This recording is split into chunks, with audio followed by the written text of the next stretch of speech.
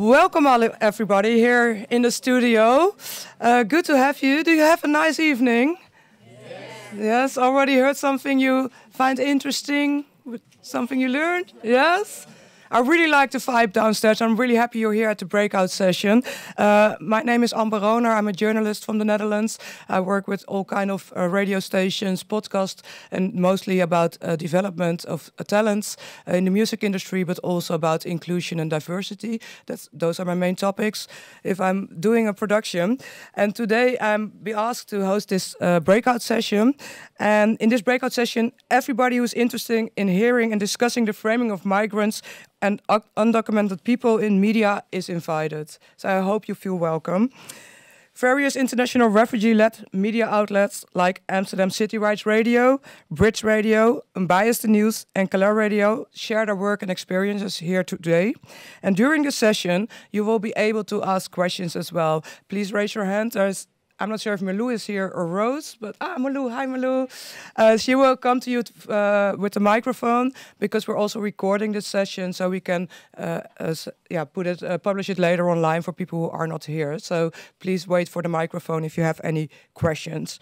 And during the session, there will be also a sneak peek into a new project on the media representation of migrants in European media. And this project is aimed at changing current media representation of migrants and refugees. And especially the communities in Europe at this point. And we want to have them in an inclusive and empowering manner to be represented. Both in this breakout session as in the Reframing Migrants project, self-representation of migrants is central to the discussion, and we hope to have an open discussion here tonight at this table. There will be 4 projects presented on the pitch table tonight, and afterwards we have a panel discussion. But first I want to introduce somebody. I'm not sure where she's sitting. I think in the back. And her name is Vivian Moele. She's an illustrator. On that back. Hi Vivian, maybe you can raise your hand. Welcome. Vivian will be drawing and create something, illustrate something about what we are discussing the coming 45 minutes. And she will present it at the end of our conversation and shows us what she took out of our conversation. So let me first introduce, and I want to invite them already at the table, the panel of tonight. Let me start with Lucas Sergio Perez. He's partner of Summons 98. Can you please join me at the table? Welcome, Lucas. Thank you, Amber. You will be the first one to pitch as well, so you're on the right side now. Okay. Next to you will be coming Nick Han. He's from Calais Radio.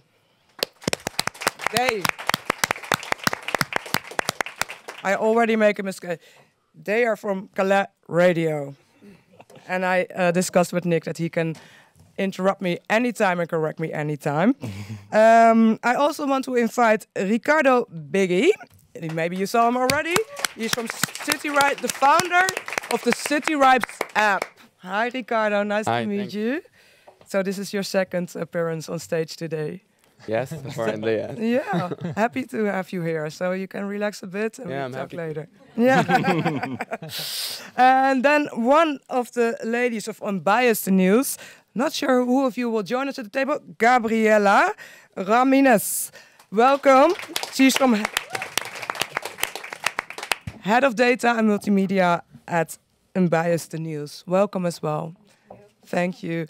We will later on elaborate on what you're exactly doing, but first let's go to the pitches of tonight. Lucas, can you please take the stage and do your presentation? Sure. Thank you so much, Amber. Thank you, Lucas.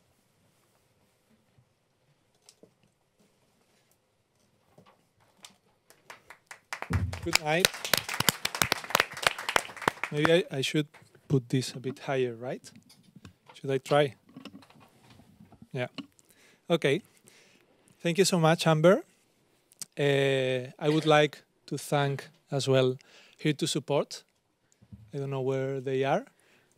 For organizing such an amazing event. I was amazed at the first speech and the amount of people that was down there.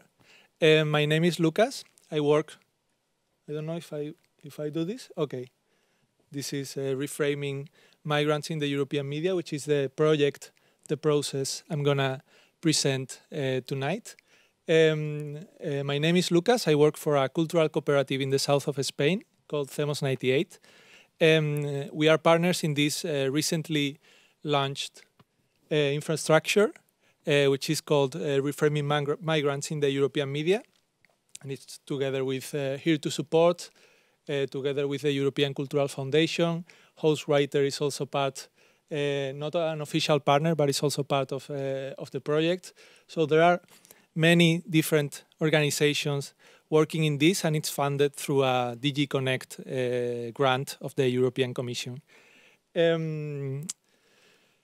Reframing Migrant has a core goal to have migrant perspective at the very center, to have migrants at the center of the project. I'm not the best person to present Reframing Migrants today here, because I don't have a migrant background myself, but this is the best we could get. I'm sorry. I'm sorry. You will have to deal with me for this short time. What is Reframing Migrants? Reframing Migrants is a process coordinated by a coalition of organizations aiming to produce transformations in the European public sphere by challenging some of the aspects in which media usually represent and deal with the topic of migrations, migrants and refugees. This purpose materializes in different ways. For example, nourishing migrant-led community media organizations, facilitating exchanges between mainstream media journalists and community media journalists, or fostering cross-sectoral activities, approaches between journalists, artists, researchers with a migrant background. When thinking about how media works in the national and the European context, a particular image comes to mind somehow. That of a waiting room where migrants have to wait for their turn to be represented. This metaphor was introduced by Dipesh Chakrabarty, and this is a very Spanish pronunciation of an Indian name, so sorry about that. And it was introduced in a very interesting book called Provincializing Europe. You have it down here. And it was originally intended, as you can see there, to represent the way colonists dealt with the lack of autonomy of colonized populations during the 20th century, forcing them to go through the historical developments that the Western world had gone through, as it was somehow the only possibility in history, right? This traditional model of oppression is a bit old-fashioned today, maybe, or we can discuss about that. But the mechanisms of how this waiting room operates are still functioning, we believe. And thus it's easy to translate this metaphor into the mainstream media organizations and how they deal with the representations of migrations and refugee displacements nowadays. So reframing is an attempt to explore these waiting rooms in which media usually squeeze migrants today, and also to find some ways of opening the door of the waiting room for self-representations. We could summarize somehow the different activities that we are having in the coming year or year and year in the coming year into strands, so to say, into streams. How are the conditions of the contemporary waiting room nowadays? So we will have certain activities that explore how this waiting room is operating nowadays, and this involves a research and action on media representation of migrants, involving two different researches, one of them in digital social media, and it explores somehow how the algorithm silence minorities, how they reinforce stereotypes and other activities. And there's also a research on how mainstream media works. Then there's also a mapping, a living archive or encyclopedia or whatever we want to call it, of existing practices and experiences, subverting representations of migrations in media.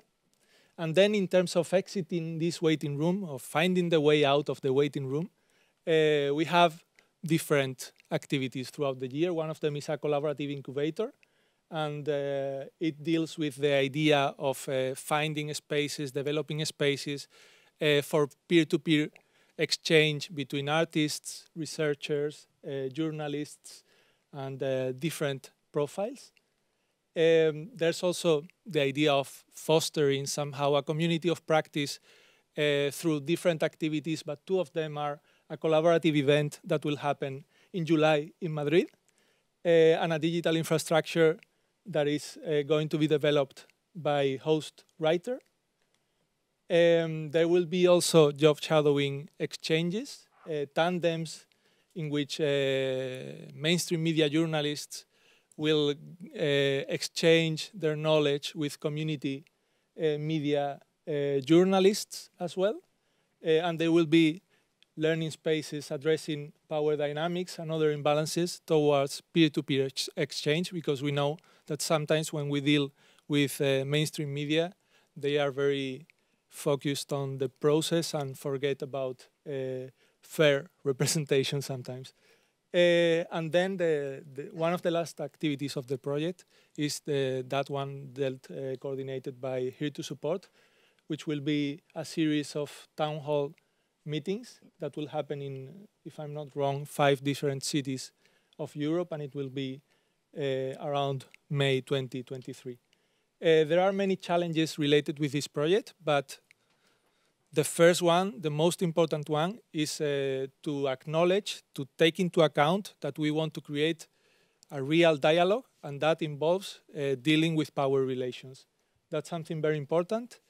And the other important thing that we need to acknowledge, and the thing that we were talking about in the preparatory meeting that we had a month ago, I think, is to be aware of the capacities that we have. So this is a very big project, but we really need to acknowledge that we can do what we can do. And to go for it straightforward, but acknowledging that the European public sphere is something really difficult to transform.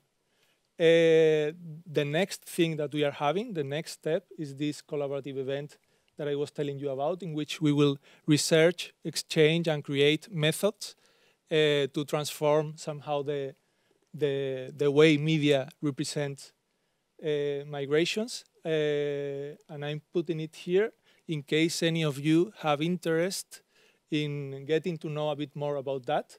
You have here my email address, or we can talk later.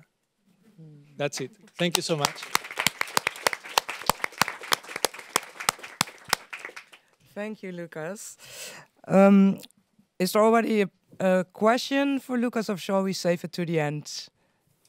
I see no hands, so let's go to the second pitch. Can I please invite Mohammed Ba from City Rights Radio? He's the host of this podcast.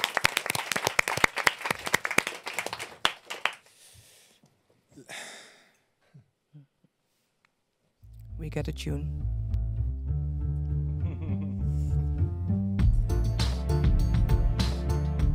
Hey, welcome to City Rights Radio.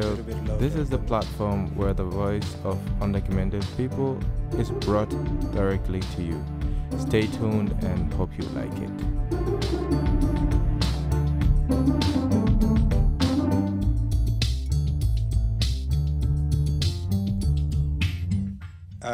I like smiling a lot. Thank you all for being here and thus giving me the opportunity to speak. Undocumented people are not represented properly in media. I hope the European Cultural Foundation can help fix this. But what we see in society is that we are portrayed in such a negative way that this make people lose, people not see us as human, and therefore there's no empathy, and without empathy there is no change. What we try to do is to make sure that we create a balance. We counteract this misrepresentation by speaking up, sharing stories of where we're from, how we got here, the situation of how it is here compared to how it could be or how it should be. And we are currently at the 2nd season. Please search City Rights Radio on Spotify, listen to it, share it with people, because the more people are aware of our existence, the more there is empathy and hopefully change in the near future. Thank you very much. Okay.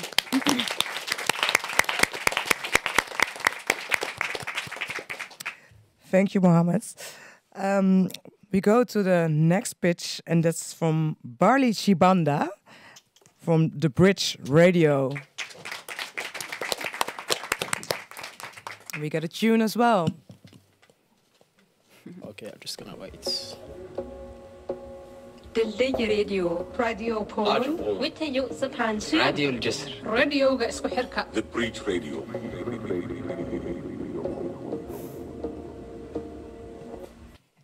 Okay, my name is Barli Chibanda. I come from Denmark, in Copenhagen. Actually, it's my first time to come here in Amsterdam. I just feeling it's almost the same with the bike and the weather. The weather shit, but I kind of like it. I'm part of this group calling the Bridge Radio. The Bridge Radio was being created by me and also other friends. She's calling Nana Hansen. She's Danish, and we was thinking, kind of like how to create a group where actually migrants can have their own narrative. Not the narrative, kind of like, kind of like the white narrative. Like when there is an issue about migration, there is always, like someone for like university just come there like to talking about the people actually live in the camp. But they don't often giving the voices the people actually experiencing everyday racism and also border regime. So for us, it was something important to that, like not so having a single narrative of story, but kind of like to make people realize, like border is kind of like a way to excluding people, and when they're excluding, they cannot be integrated to the country. And then now we was being existing for almost 7 years. We have this issue about like how to work together across privileges. The privileges that, like people have paper and people don't have paper. When I say people don't have paper, I just means like a migrant. And so like we kind of like more focusing about the mental health. Like how can we, like the thing is that to create a group is good, but to maintain a group for a long period is complicated. And is demanding too much effort and also too much, how can I say, suffering, especially with the people living in the camp, because they are constantly removed to camp.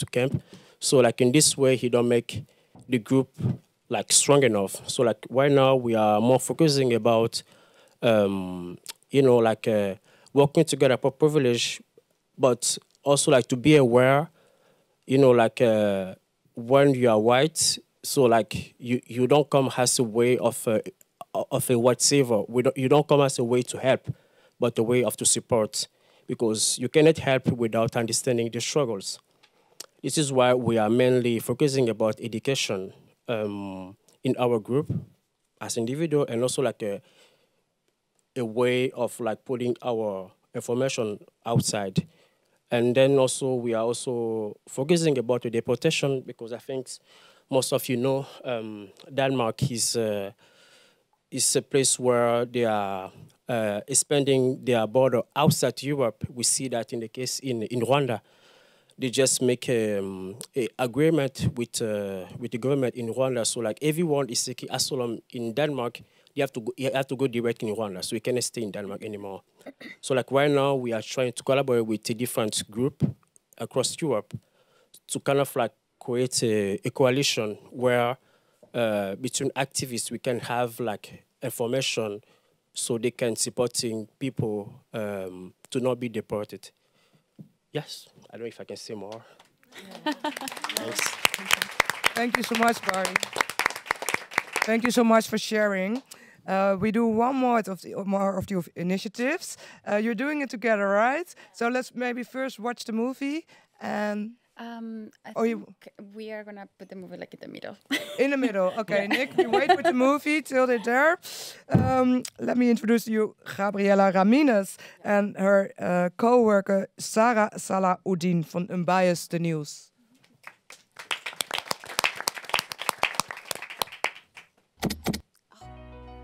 Oh, Nick, can we wait with the movie? No, I think it's okay now. I don't know. Just start. Can we skip it? Yeah. Okay.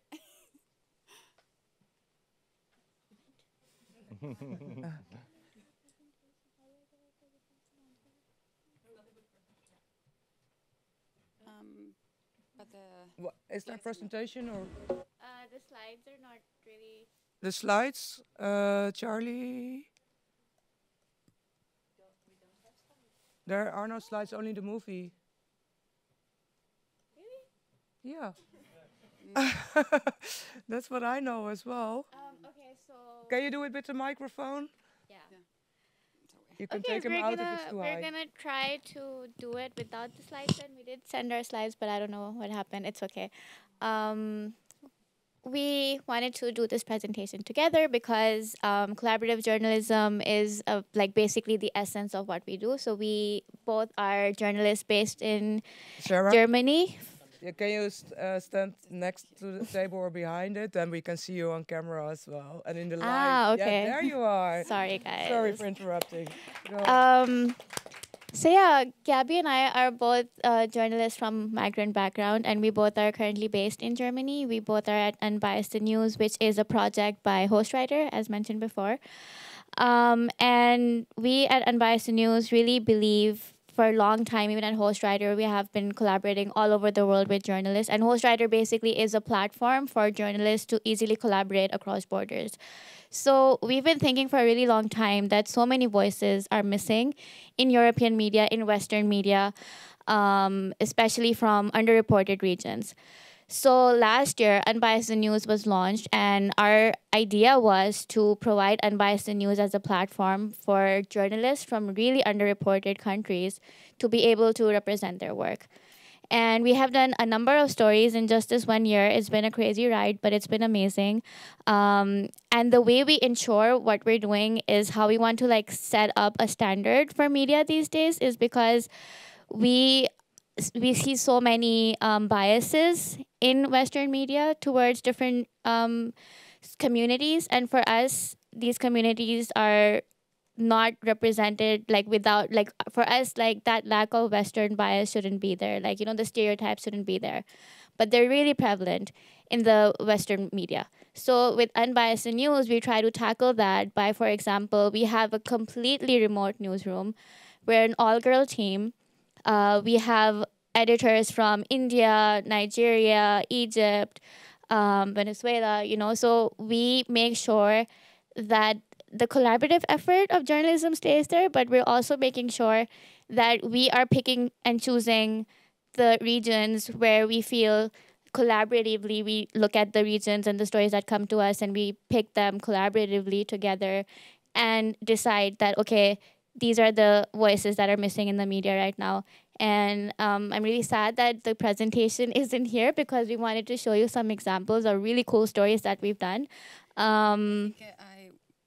When we launched our newsroom, we were really caring that we were making journalism driven by our communities. That's why we did a survey community where we ask, what are the problems you are seeing in media? And we learned that our network cares very much about global movements like Black Lives Matter, Me Too, climate change. But not only that, they also wanted to hear these stories from underrepresented perspectives. And that's why we wanted to show you this video too, because we are very, very proud that today many local journalists and female journalists, journalists from the global south and minorities, ethnicity, who didn't have the space in international media are now given this space to publish their stories thanks to a space as Unbiased News. So maybe we can take a look at what the authors of our stories need to say and maybe just let them speak for us.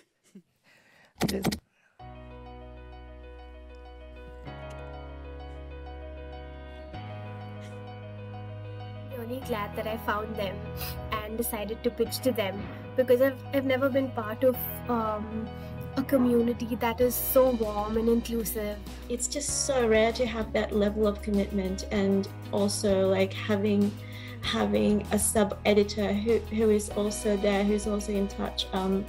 Thanks to the space given to me by Unbias News, I was able to share a hyperlocal topic that was not visible even in Mexico. And now it has been able to reach countless countries. So really, thank you so much. I like that because it spoke to me as a journalist from Mongolia, where not many coverage that comes from Mongolia. Unbias de News ha sido fundamental para lograr mi primera publicación internacional. Sin apoyos como este no sería posible un periodismo colaborativo transfronterizo. I love the work they do because it means that I can bring stories about India, where I live, to the rest of the world. Yeah, so that's the work we do, and we are also, we kicked off a Hindi Newsroom Alliance, so that means that all our stories have been published in more than 50 media outlets across the world, mostly Africa, Asia, Europe, Latin America. These stories are also being translated into more than 15 languages so that we can reach our local audience who are actually being affected by the stories that we are publishing. And also, one of the benefits of our Newsroom Alliance is that we offer trainings every month for free and networking opportunities. And our newsrooms, their journalists, their communities also get access to this to these trainings opportunities. And yeah, you check out the work we do at unbiasednews.org. Yeah. And yeah, let's make journalism more diverse and inclusive. Yeah, more diverse and inclusive. Quality journalism. Yeah. Just one more thing. We have these books for sale. We, as Host Writer, published this book in 2019, and this book inspired the title for our newsroom, Unbiased News. So if anybody wants to buy it, it's available. It's pretty cool. Thank you so much, Sarah and Gabriella. Please join us at the table. Yeah, bring the book. Yes. It's amazing. Very cool. Thank you so much, all of you, for giving a short insight of the things you're already doing. But I think there's so much more to tell. So, Nick, let me please start with you, because you have another initiative with Calais Radio. Okay, please, you can stay at the table, please. I can? Yeah. Sure. Please. Tell me more about Calais Radio. Radio Calais was started about a year and a half ago. It was with me and 4 other friends and comrades who had been campaigning and volunteering, giving aid in northern France, in the settlements there and around Greece, particularly around 2015, when we saw obviously a very large amount of migrants trying to cross Europe, but also since then and before, because that's kind of the point of Radio Calais, is to keep the presence and the stories of the migrants that are stranded in northern France in the news at a consistent basis. We see in the mainstream media in the UK, obviously, a growing hostility, but also the stories that are from a caring perspective. They come in peaks and troughs, when there's particularly disastrous things happening, for instance, people dying in the Channel, and especially young kids like Alan Kurdi. And so the point of Radio Calais is to keep the daily stories in the media, and also to highlight the work that the organisations are doing, like aid organisations, the people who are providing food, clothes and tents, work that we believe that the state should be doing, and highlight the work that they do. It's also to highlight, obviously, the kind of brutal attacks that we see happen on like basically a 3 times a week basis by authorities in France, the CRS, which are evicting people in the settlements in northern France. They're taking away their tents, destroying all of their belongings, and these belongings have to be replenished consistently by those organisations. That was the way we kind of started. As the media has grown more hostile in the UK, we, particularly around the Nationality and Borders Bill, which actually didn't know that Denmark was sending people to Rwanda, but that is also what the UK has decided to do, and there doesn't seem much in the UK mainstream media to counter these arguments quite often, so we've kind of diverted our main aims to also following the ways that these bills are developing. Regarding the content of Radio Calais, it will be interviews with the people that when we go out and support the associations, interviews with the people organising there. Music features a big part of our radio shows, as well as soundscapes from the places where we're volunteering and working and researching. Our aims, we don't feature stories of people's journeys, of refugees and migrants' journeys in our radio shows, because at Radio Calais, firstly, we don't work directly with refugees and migrants enough to sensitively tell those stories, but we also believe that refugees, migrants, and other undocumented people have a right to define themselves in ways that aren't just repeating their traumatic stories. So we want to focus on, particularly when we're talking with people in the UK, other parts of their lives, how they are with finding work, or things they're finding to enjoy themselves. And like a lot of these other projects, our aims are to bring together other groups that are often underfunded and overworked, and provide them a platform to share their work, meet other groups, and share their resources, essentially. So yeah, I think that's Radio Calais in a nutshell, basically. Thank you for explaining that. So we don't have that much time, but what I hear mostly is that you all want to give a voice to people who are undocumented, that they can share their own stories. And I think, Lucas, you were also in your presentation referring to the challenges there are, but I hear a lot of good initiatives. How are we going to bring them together? That's in regards with reframing. Yeah. Well, these are things that are happening across the year, and they are organized by different partners, and not all of them happen in every different context. So we didn't have time to get into what's happening where at some point, but we will send the information. Maybe if any of you are interested, we can get to a more detailed conversation about that. Because, for example, the collaborative incubator is something dealt by the people, by the partners in Dublin, for example, or the collaborative event will happen in Madrid. We will find different moments throughout the year to try to gather the community and share the experiences that are happening in different places. Madrid will be the first place.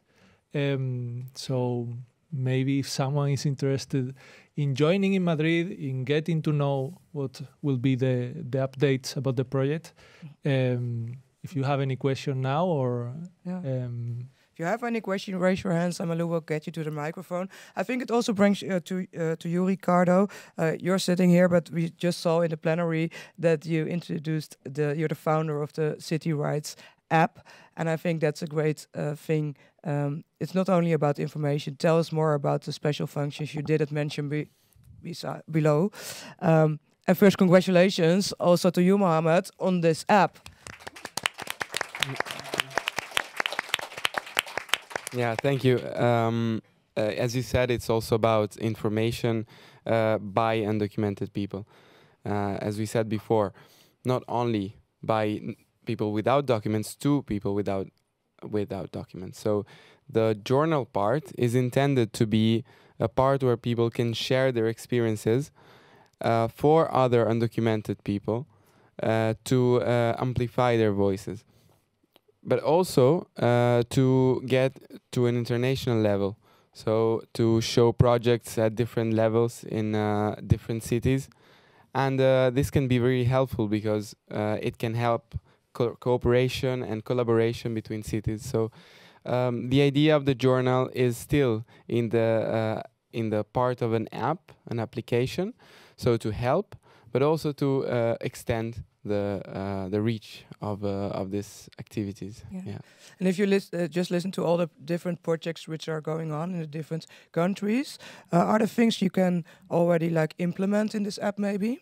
Yes, of course. All the projects you talked about were very interesting, and I hope we can collaborate in sharing experiences and in making undocumented people protagonists in talking about their stories, and in sharing that with everybody. Yeah. Gabriella, sorry, you were just taking a sip. With the things you heard already, is there something like you could implement with Unbias, that you say like, okay, this is something we maybe should talk about more, and what we can do extra, which will help you to create a bigger platform for the stories? Sorry, I didn't get the question. How can we help you? Okay, I will rephrase it. How can we help you to make a bigger platform and more visibility for your initiative and for the stories you have on Unbiased News? Yeah, I think opportunities like this where we can connect are great, because this allows us to really show that it's collaboration, the medium. Like, we cannot work isolated. That's why we want to empower collaboration across borders. And yeah, we have a platform with over 6,000 journalists all over the world, 155 countries. So we have the platform. There is no need to create a new platform, but more empower what we have right now. And I'm not just talking about Ghostwriter. If there is more platforms who can do this, let's just work together and have be more impactful. Yeah. I think it's really about coming together and having the willingness to work together, because I believe we are in an industry where it's just a lot of ego, and we don't want to work together. So that's the problem. I think that's why also Zara and I wanted to do this together, because we believe in collaboration. Like, that's how we are reaching over 2 million of readers, because we are collaborating with news media outlets all over the world. We know, as Unbiased News, new newsroom, we cannot do this alone. So we are not alone, and I think that's also something that we need to acknowledge to reach more. Yeah, beautiful. If Nick, what you are doing, you say you want to have like the feeling, the music, not only the sad stories, but also the empowerment. Which are the biggest challenge? What is the biggest challenge where maybe we are with a big group now, so maybe we can help you with? What is the biggest challenge you face? Well, obviously, when we're working with organisations that are, directly working with undocumented people, for instance, in France, who's often, obviously, you want to, platform those voices, but doing it in a safe way where someone doesn't damage their opportunities to gain status is obviously very difficult and quite a hard balance to find, because you want people's journeys obviously to be centred in that. And there is definitely a challenge with centering the people in a safe way, and would be very interested to find out how that would work. And listening to your project, I think I don't know whether you've thought about it, but obviously City Rights is a great project that could be potentially moved into more informal settlements. And I think what could be great is you're talking about this journal, and having a journal available to people that aren't living in cities. They're in camps either in Lebanon or northern France and Dunkirk. So I think that'd be a really great way to platform voices in a very easily and accessible way. I thought that'd be really interesting. Yeah, that sounds great, right? Yeah. And you touch a very important point. The app is not just for cities, although it's called City Rights. But it's for any place like border zones or regions where it is needed to give information to people who do not have access to it. And as you said, information is also reciprocal. It's always from one part to the other. This is why the journal is there, to provide this sort of exchange. Yeah, but great. This is a panel also about reframing the media, the stories. Maybe there are journalists in the room. I don't know. But if you could say one thing, what should we do differently tomorrow? Like a journalist like me, what can we do differently to reframe the story? Well, we have a book. Buy the book. Yeah. No, I mean, I don't want to sell it, but I mean, of course, I want to sell it. But no, I think this book really explains the problem we see in media, and is how we learned about this diversity problem. And we have over 30 stories from journalists from all over the world who share their own experiences that we can learn from. So I think as a journalist, first we need to acknowledge that there is this diversity problem, that there is a privilege problem, that I'm here because I work for Unbias News, with Unbias News, but as an immigrant, I had a lot of challenges. Even studied at a German university to come to Germany. And even after my master's, it was so hard to get a place to work as a journalist. And because there is a lot of barriers that we need to overcome. So I think it's just really understand that we have this problem and let our privilege and give this a space to people who are minorities. Yeah. Yeah, thank you so much. I think that's great. I think that's something to look at. Just take a quick look at in the room. If there's anybody who wants a question, yes, please can. Oh, Barley, the microphone is next to you. Malou has it. Hello. Hello. Yeah. I mean, like the question is gonna be for all of you, because we're talking about empowerment other people. I don't know, like, do you have any strategy? Like how can you empower people? What for example, we're talking about like this idea about the white savior. Like how can you fighting against capitalists and then you benefiting this ideology about capitalists, for example? And do you have any strategy to kind of like don't be in this kind of like this white savior, like you just kind of like help, but also like what is mishelp? Why you should be help?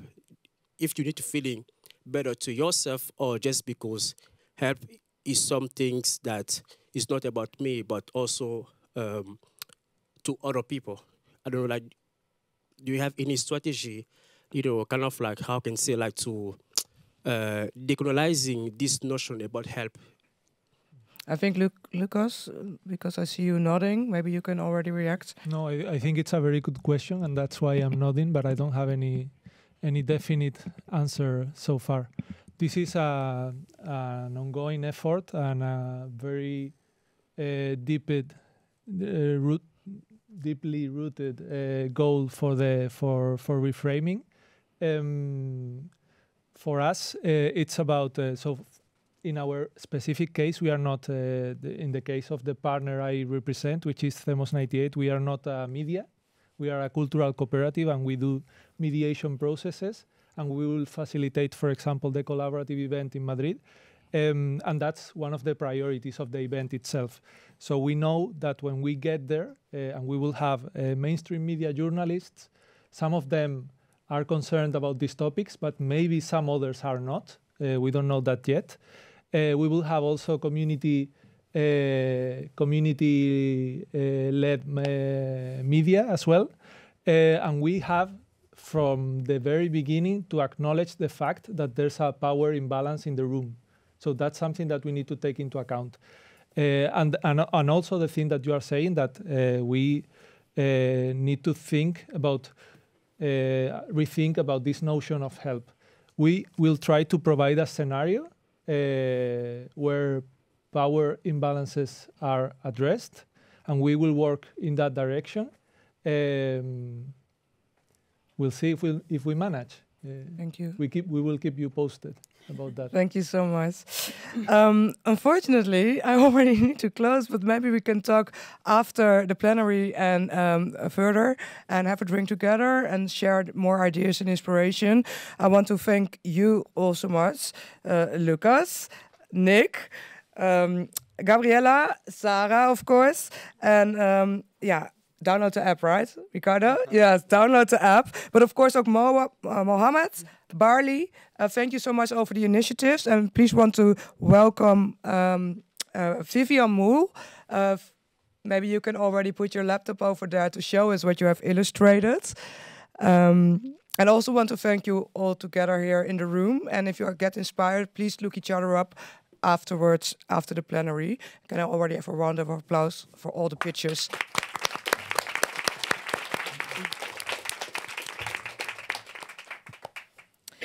While Vivian is setting up for a moment, then I will finish what I have to say first with the comments I got. This program is part of a larger 3-day conference, so it will go further on the next 2 days in Utrecht, in Bak. The conference will continue now after this session in the plenary room where you have been before. It's on the 2nd floor with music, a fashion show, and the last introductions to partners. Please join us all there. I think it's start 9:15. And tomorrow the program continue in Bak in Utrecht. It's basic for actual kunst, art, and the program, you can find the program in the book handed downstairs. I will finish later. Please first, because I want to give you the stage. Vivian, can you please grab the mic and tell us what you created, what you heard? Okay, well, I was tasked with creating a poster to get other migrant-led media platforms to get in touch, like more of a call to action. And so I came up with these 3 designs while listening to everything that you guys were saying. And I just put like a blind text into the spaces because I still have to think about something catchy to get the people to get in contact. But the first one would be like a group of people, migrant people or diverse people with their tools of their, how do you say, trade, like maybe a microphone, a camera, a board, a clipboard, and then you would have the call to action, very bold in the middle, and then above, like cutting into the picture also again, like, I don't know how they are called, like the Klappe for filming. That would be the first design, and the second design you would have also like different people climbing up stairs and holding up the call to action, but you can also see their instrument of trade. And then the third design could be something like a cloud of consciousness with a call to action, but also with the different tools that also show these are people that work in the media. And what I would also love, on the side you can see a few inspirations for the look. I would like to have like almost pastel, like I didn't get any briefing for colors or anything like that. So I'm thinking that I'm kind of free. I can do whatever I want. You're free. So I would like to work with like pastel colors, but still very bold colors that are very like catch your attention, and also incorporate text into the illustration, so not just standing alone kind of. And those are 2 examples. Also, what you can see that the figures or the people are very simplistic, and also have the bold colors in them somehow. And in the second 2 illustrations, those are ones that I actually made. You can see the incorporation of people or objects with typography. And these are the 3 colors that I kind of like at the moment for this, I could see. Mm-hmm. So, yeah, that's what I did. Thank you. Thank you, Vivian, also for being here and just drawing this, illustrating this. It's such a short time. Thank you so much. I was hustling. It's awesome. It's really awesome. Okay, one more thing from the organization, because they also like to sign you downstairs if you haven't done it yet, your presence. Your data will not be saved nor by third parties used, but it's important for their funding. So please do so if you didn't have to. In the registration desk, please make clear that you were here. And then 2 more fun things: buy the book and download the app. Did I say that already? And don't forget that on the 2nd floor there will be a market with clothes from the migrant-led brand print rights and Top Manta, and it's originally from Barcelona, and it can only be bought in Amsterdam tonight. So otherwise we all have to fly to Barcelona, but that's not right for the climate, right? So buy it here tonight. And on the other side of the second floor, you can collect your posters or of interest, and you can also take a tube to transport them back home with you. I want to thank you so much all for your attention, your inspiration, and please look each other up later tonight. Enjoy the rest of your conference this evening. Have a good evening.